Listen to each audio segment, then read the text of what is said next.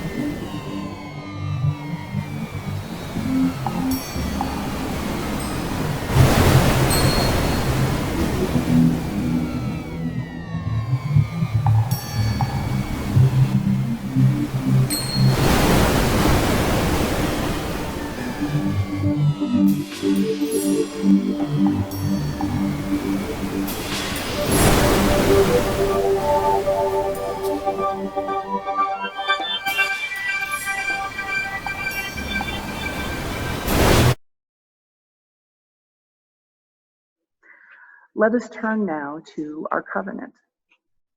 Unitarian Universalism is a covenantal denomination.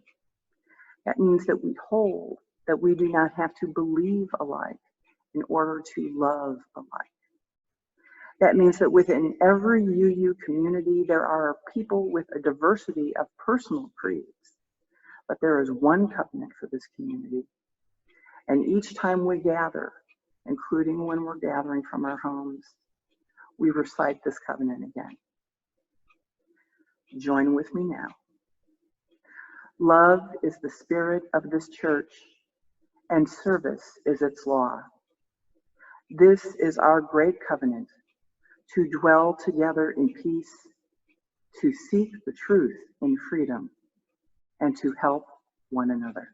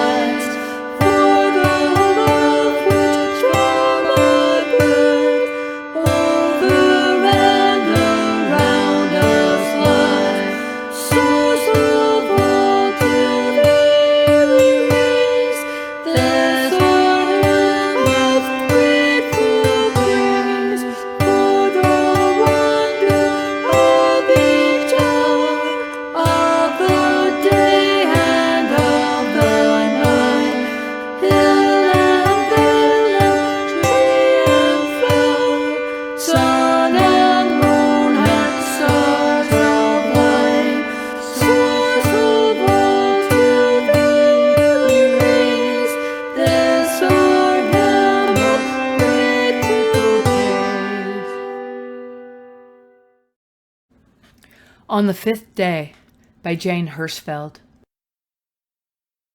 On the fifth day, the scientists who studied the rivers were forbidden to speak or to study the rivers. The scientists who study the air were told not to speak of the air, and the ones who worked for the farmers were silenced, and the ones who worked for the bees. Someone from deep in the Badlands began posting facts. The facts were told not to speak and were taken away. The facts, surprised to be taken, were silent. Now it was only the rivers that spoke of the rivers, and only the wind that spoke of the bees, while the unpausing factual buds of the fruit trees continued to move toward their fruit. The silence spoke loudly of silence, and the rivers kept speaking of rivers. of boulders and air. Bound to gravity, earless and tongueless, the untested rivers kept speaking. Bus drivers, shelf stockers, code writers, machinists, accountants, lab techs, cellists kept speaking. They spoke the fifth day of silence.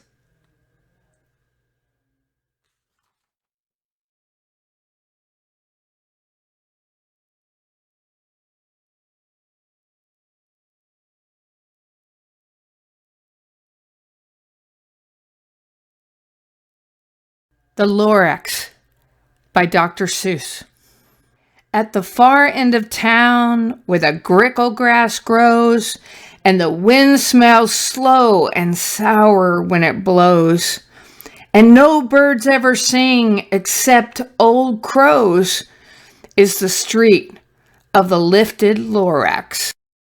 And deep in the grickle grass, some people say, if you look deep enough, you can still see today where the Lorax once stood, just as long as it could, before somebody lifted the Lorax away. What was the Lorax, and why was it there? And why was it lifted and taken somewhere? From the far end of town where the gristle grass grows, the old Onceler still lives here. Ask him, he knows. You won't see the Onceler. Don't knock at his door. He stays in his larcum on top of his store. He lurks in his larcum, cold under the roof, where he makes his own clothes out of mill-muffered moof. And on special dank midnights in August, he peeks out of the shutters, and sometimes he speaks and tells how the Lorax was lifted away. He'll tell you, perhaps, if you're willing to pay. On the end of a rope, he lets down a tin pail, and you have to toss in 15 cents and a nail, and the shell of a great-great-great-grandfather snail. Then he hides what you paid him away in his snoovy, his secret strange hole in his gravellous glove. Then he pulls up the pail, makes a most careful count to see if you've paid him the proper amount.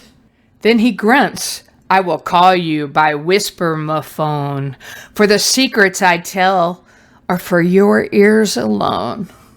Down slumps the whisper-mophone to your ear. Old Onceler's whispers are not very clear, since they have to come down through angelic hose, and he sounds as if he had smallish bees up his nose. It all started way back, such a long, long time back, when the grass was still green, and the pond was still wet, and the clouds were still clean.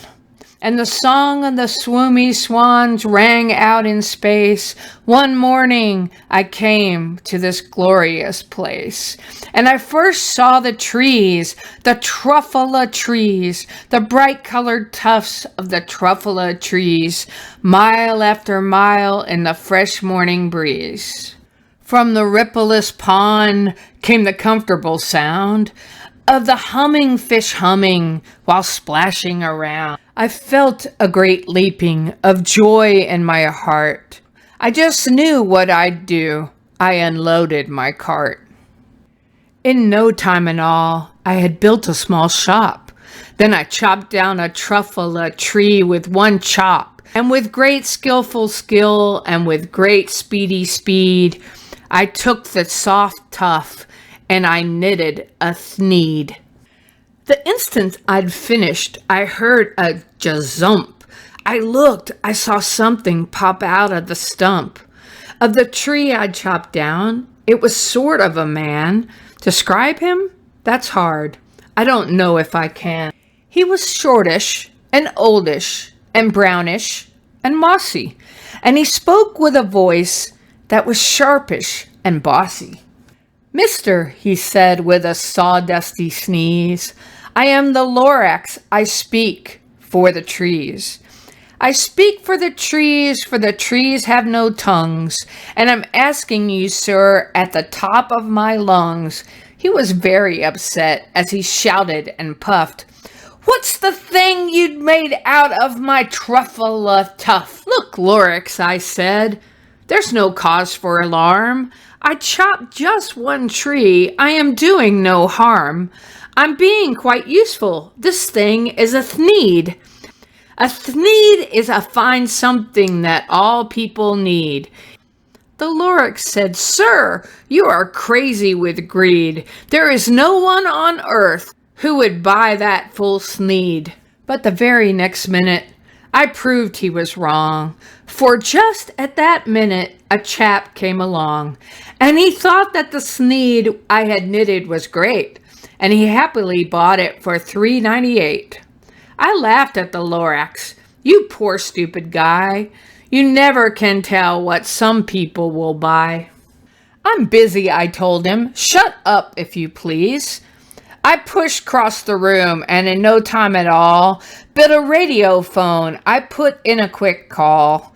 I called all my brothers and uncles and aunts, and I said, listen here. Here's a wonderful chance for the whole Onceler family to get mighty rich. I repeat, cried the Lorax, I speak for the trees. And in no time at all, in the factory I built, the whole Onceler family was working full tilt. Then, oh baby, oh, how my business did grow. Now, chopping one tree at a time was too slow. So I quickly invented my super axe hacker, which whacked off 4 truffle trees at one smacker. We were making thneeds 4 times as fast as before, and that Lorax, he didn't show up anymore. But the next week he knocked on my new office door. He snapped, I'm the Lorax who speaks for the trees, which you seem to be chopping as fast as you please. But I'm also in charge of the Bambarbaloots, who played in the shade in their barbatoot suits, and happily lived eating truffle fruits. Now, thanks to your hacking my trees to the ground, there's not enough truffle fruit to go round, and my poor Barbaloot are all getting the crummies. The Onceler felt sad as I watched them all go, but business is business, and business must grow, regardless of crummies and tummies, you know. I meant no harm, I most truly did not, but I had to grow bigger, so bigger I got. I was right on biggering, selling more thneeds, and I biggered my money, which everyone needs. Then again he came back. I was fixing some pipes. That old nuisance Lorax came back with more gripes. My poor swami swans, why they can't sing a note. No one can sing who has smog in his throat. And so, said the Lorax, please pardon my cough. They cannot live here, so I'm sending them off. You're glumping the pond where the humming fish hummed. No more can they hum, for their gills are all gummed. And then I got mad. I got terribly mad. I yelled at the Lorax, now listen here, Dad. Well, I have my rights, sir, and I'm telling you, I intend to go on doing just what I do. And for your information, you Lorax, I'm figuring on biggering and biggering and biggering and biggering. And at that very moment, we heard a loud whack, and from outside in the fields came a sickening smack of an axe on a tree. Then we heard the tree fall, the very last truffle tree of them all. No more trees, no more thneeds, no more work to be done. So in time, my uncles and aunts, every one, all waved me goodbye. They jumped into my car and drove away under the smoke-smuggered stars. Now all that was left, 'neath the bad-smelling sky, was my big empty factory, the Lorax, and I. And I'll never forget the grim look on his face when he hoisted himself and took leave of this place through a hole in the smog without leaving a trace. And all the Lorax left here in this mess was a small pile of rocks with one word, unless. Whatever that meant, well, I just couldn't guess. But now, says the Onceler, now that you're here, the word of the Lorax seems perfectly clear. Unless someone like you cares a whole awful lot, nothing is going to get better. It's not. Catch, says the Onceler. He lets something fall. It's a truffula seed. It's the last one of all. You're in charge of the last of the truffula seeds, and truffula trees are what everyone needs. Plant a new truffula, treat it with care, give it clean water and feed it fresh air. Grow a forest, protect it from axes that hack. Then the Lorax and all of his friends may come back.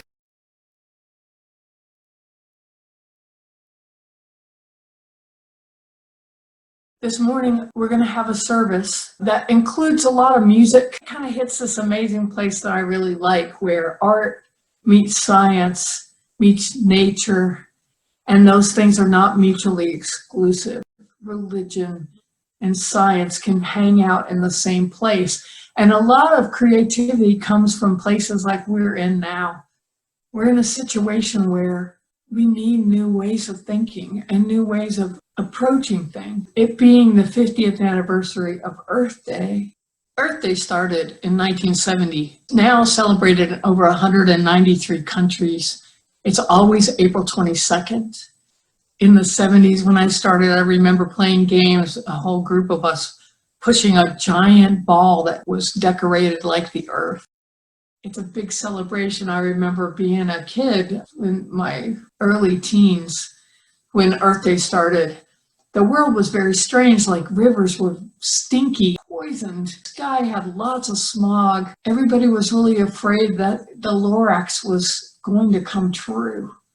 And maybe in some ways it has come true. But also, this is a great opportunity for us to sit home and get in touch with our yards, slow down a little bit, watch the flowers grow. This is a good time to watch videos of plants opening slowly and dancing as if they're Sufi dancers. There's all kinds of great stuff, documentary films of the ocean, and you can just go outside and hang out in the sun and watch things grow. It's a good time for that. I know it's a scary time too, but hopefully you'll appreciate these pieces. Now, they're written in what's considered utility music in German, Gebrauchte music, and I'm probably saying that wrong. But utility music is music you write for a specific purpose. In this case, I wrote these songs to be a celebration mass for our being part of the web of existence.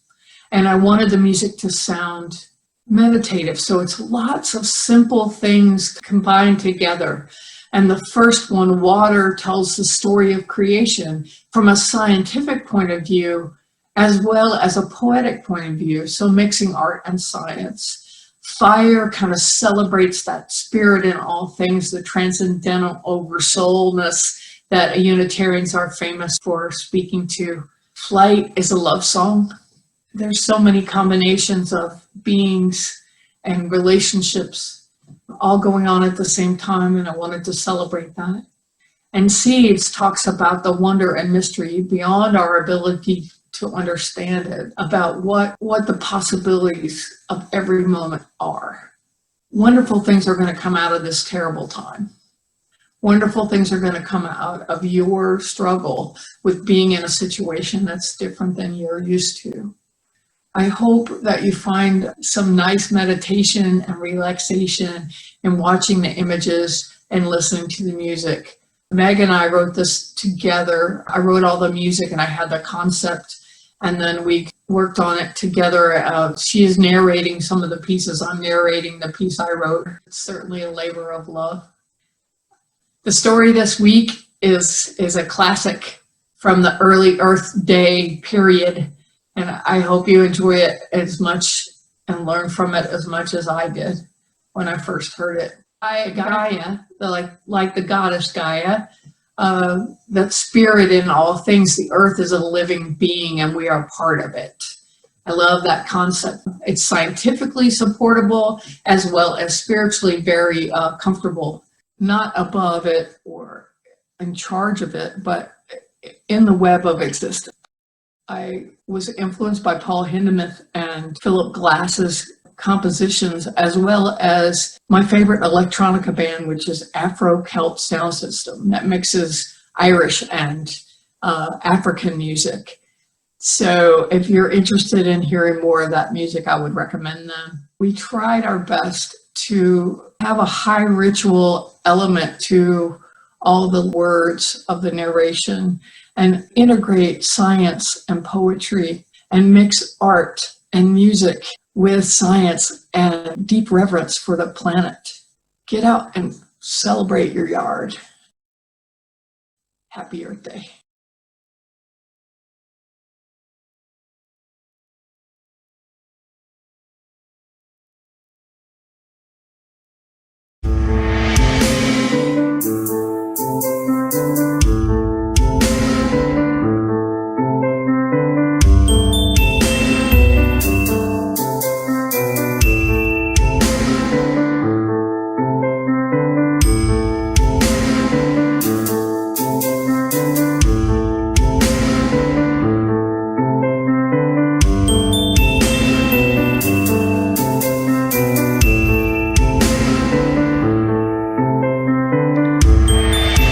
Breathe with me into the beginning.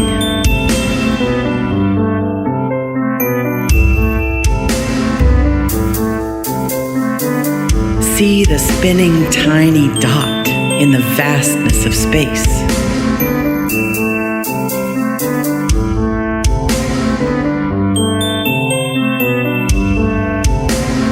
On its surface, water and fire.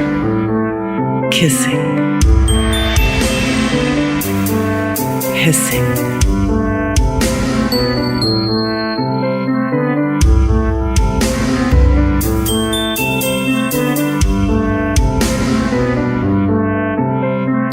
Land masses forming, floating, crashing together, pulling apart.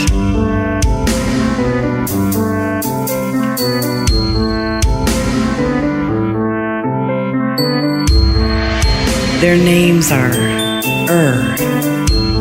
Arctica, Baltica, Atlantica, Nina, Rodinia, Pangea.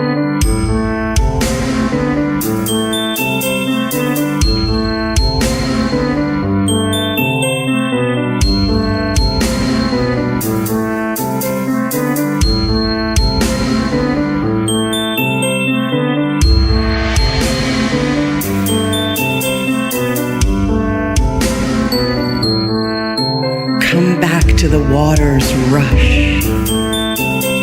Come back to the hush of your soul at its beginning.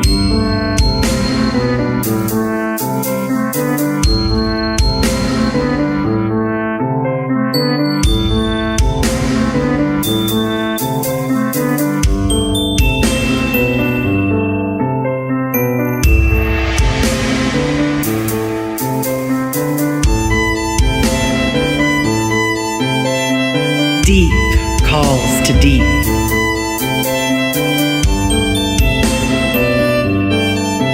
The blue pearl floats in infinite space.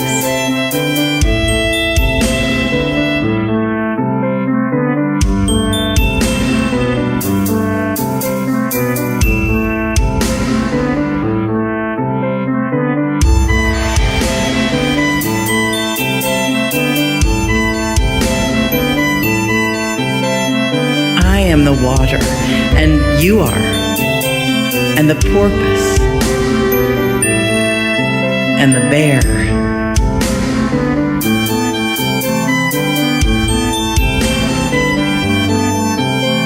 The tulip is water, and the maple, the cloud, the lake, and the lion.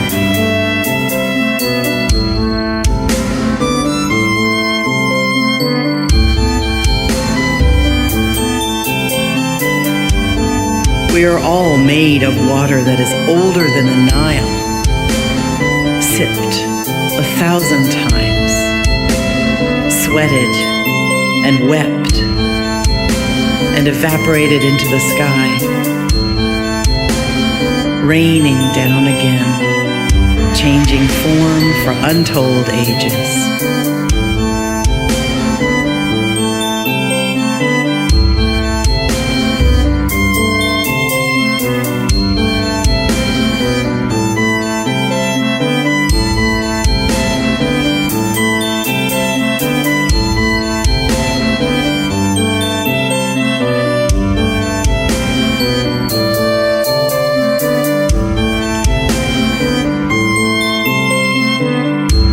Will you be a puddle that reflects the sky? Will you be on an otter's tongue?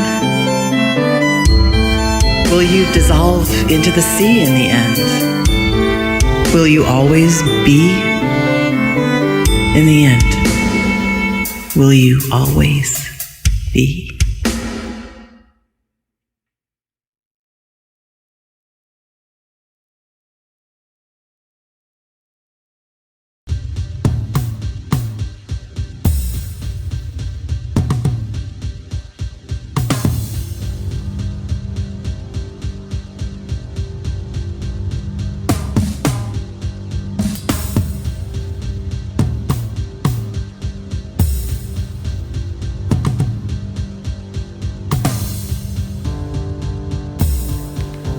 Fire at the core of our planet.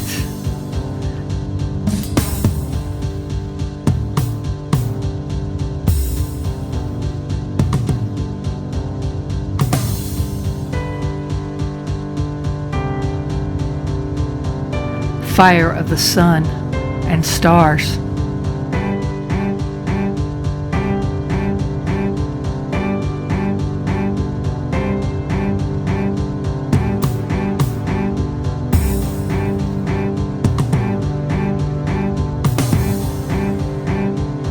Spark in the spirit as we are born.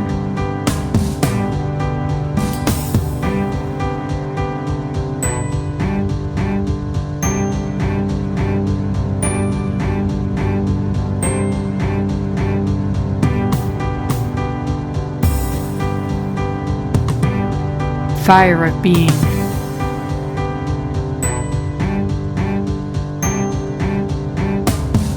Fire of God. Each of us a part of the great fire burning through the universe.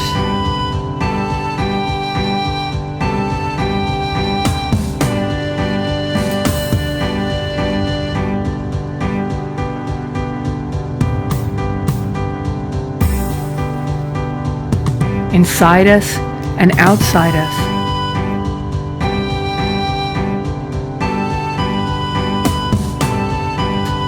Above us and below us.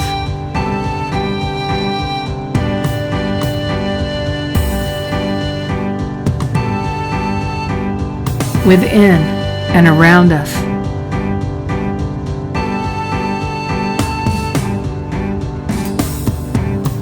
One light.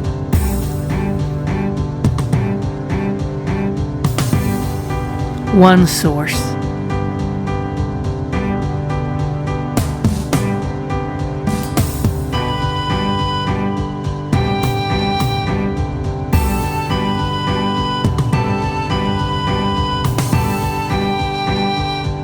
One life.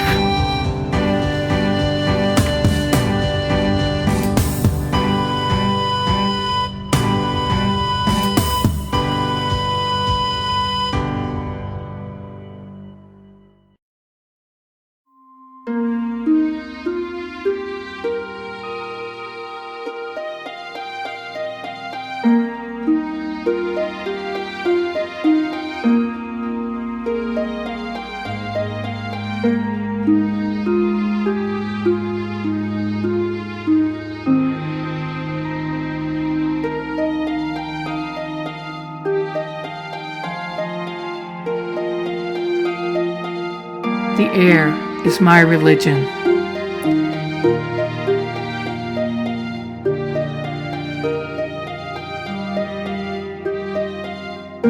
In my heart, I know the air. In my bones, I know its habits of motion.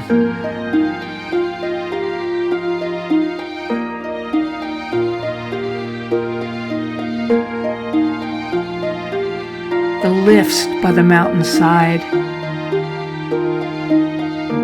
the turbulence of clouds. Every day it teaches me.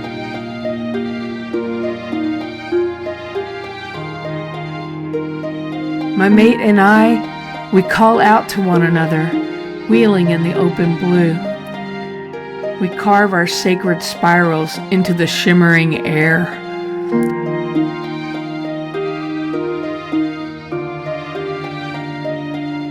The lift and the landing are the pillars of my faith. I sing my sacred songs for clear sight and a skillful dive.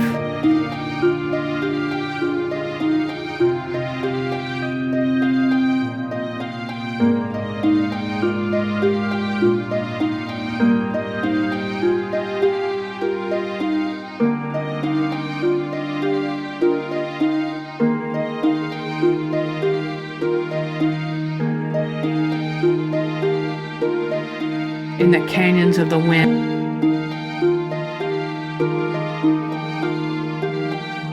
I am filled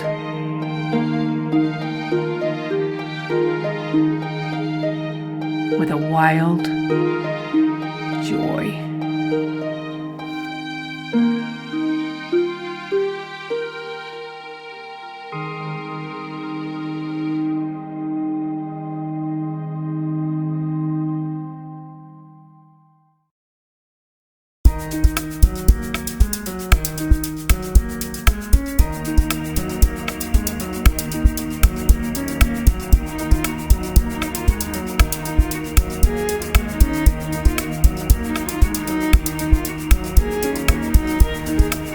Who are my children?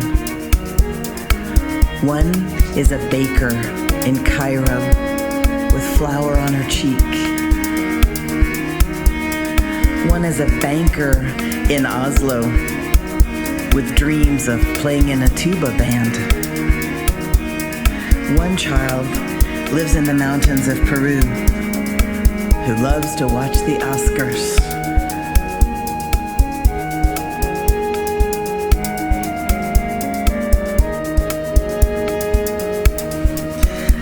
I have a son who is a monk in Kathmandu, who has a bird he has taught to whistle, and a starving daughter in Kinshasa with dreams of running in the Olympics.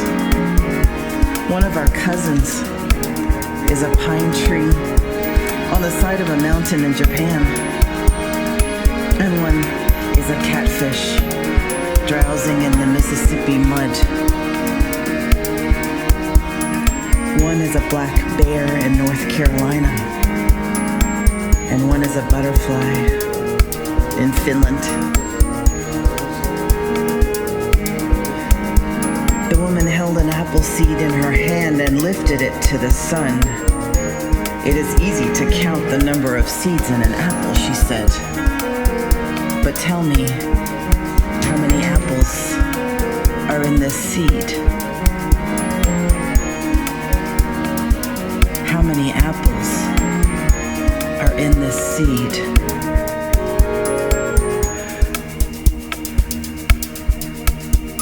And how many generations are in this child?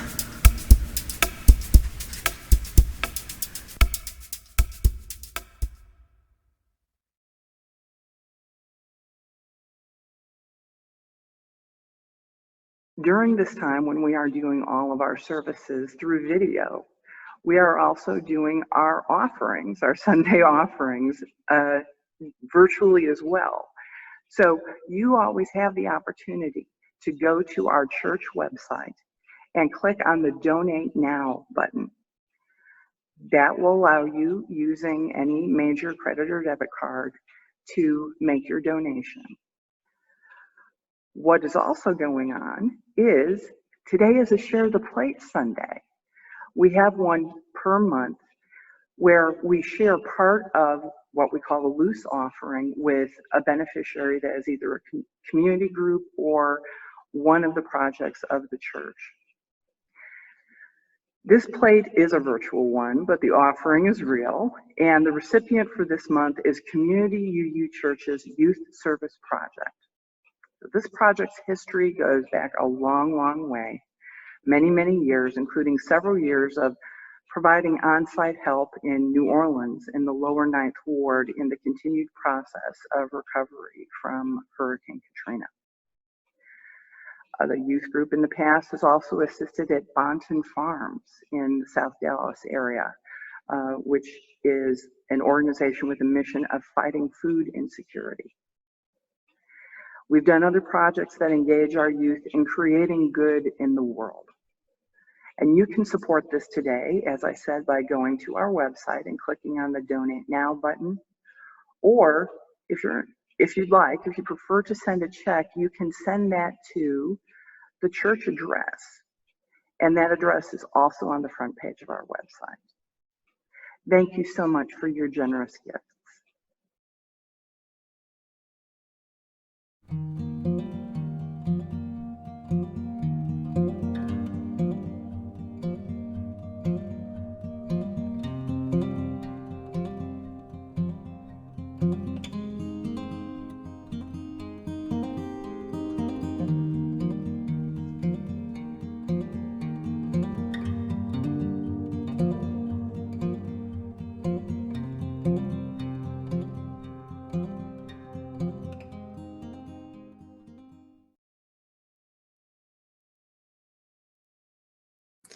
Remember the way of the wind, and breathe and blow.